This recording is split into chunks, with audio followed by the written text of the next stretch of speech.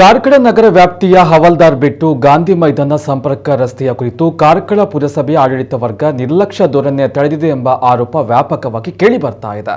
ಸ್ಥಳೀಯ ನಾಗರಿಕರು ಕಳೆದ 6 ತಿಂಗಳಿನಿಂದ ಪುರಸಭೆಯ ಸಂಬಂಧಪಟ್ಟ ಅಧಿಕಾರಿಗಳಿಗೆ ಮನವಿಯನ್ನು ಸಲ್ಲಿಸಿ ಹವಾಲ್ದಾರ್ ಬೆಟ್ಟು ಗಾಂಧಿ ಮೈದಾನ ಸಂಪರ್ಕ ರಸ್ತೆಯ ಅಭಿವೃದ್ಧಿಗೆ ಶ್ರಮಿಸುವಂತೆ ಮನವಿಯನ್ನು ಸಲ್ಲಿಸಿದ್ರು. ಹವಾಲ್ದಾರ್ ಬೆಟ್ಟು ಗಾಂಧಿ ಮೈದಾನ ಸಂಪರ್ಕ ರಸ್ತೆ ಅಭಿವೃದ್ಧಿಪಡಿಸಿದ್ರೆ ನಗರದ ಹೃದಯ ಭಾಗಕ್ಕೆ ತಲುಪಲು ಸನಿಹವಾಗುತ್ತದೆ. ಹವಾಲ್ದಾರ್ ಬೆಟ್ಟು ಗಾಂಧಿ ಮೈದಾನ ಸಂಪರ್ಕ ರಸ್ತೆಯಿಂದ ಪ್ರತಿದಿನ ಶಾಲೆಗೆ ತೆರಳುವ ವಿದ್ಯಾರ್ಥಿಗಳು ಸಹಿತ ರಸ್ತೆಯಲ್ಲಿ ನಡೆದಾಡುವ ಸಾರ್ವಜನಿಕರು ಪುರಸಭೆಯ ಆಡಳಿತ ವರ್ಗಕ್ಕೆ ಇಡೀ ಶಾಪವನ್ನ ಹಾಕುವಂತಾಗಿದೆ.